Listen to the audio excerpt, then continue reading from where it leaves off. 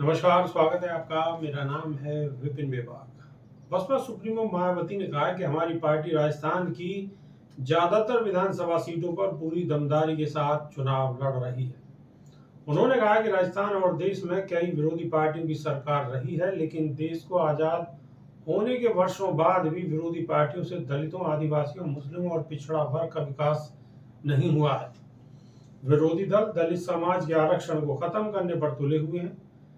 मायावती ने कहा है कि हम बाबा साहब डॉक्टर भीमराव अंबेडकर के कड़े संघर्षों के बाद कानूनी अधिकार मिले हैं, लेकिन शुरू से ही सरकारी नौकरियों में मिले आरक्षण की विरोधी पार्टियां इसे प्रभावहीन बनाने और धीरे धीरे समाप्त करने में लगी हुई हैं।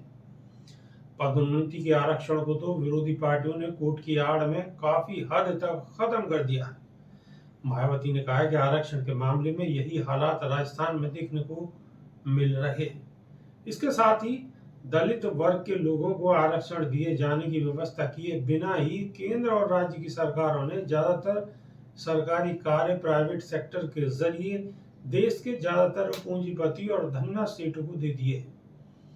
बसपा सुप्रीमो मायावती ने कहा है कि दलितों और पिछड़ा वर्ग के प्रति कांग्रेस पार्टी की हीन और जातिवादी मानसिकता साफ झलकती है। इसी कारण सरकार ने काशीराम जी का देहांत होने पर केंद्र में रहने के दौरान उनके आदर और सम्मान में एक दिन का भी राष्ट्रीय शोक भी घोषित नहीं किया था। भाजपा पर हमला बोलते हुए मायावती ने कहा कि केंद्र सरकार ने हाल ही में देश की महिलाओं को 33% आरक्षण देने की व्यवस्था की थी, लेकिन उसमें भी SC, ST और OBC वर्ग की महिलाओं को अलग से कुछ भी नहीं दिया गया है। मायावती ने कहा कि देश के किसानों की हालत दयनीय है। भाजपा सरकार द्वारा बनाई गई गलत नीतियों के कारण देश का किसान आंदोलित रहा है। गलत नीतियों के कारण ही देश में गरीबी, बेरोजगारी और महंगाई बढ़ रही है।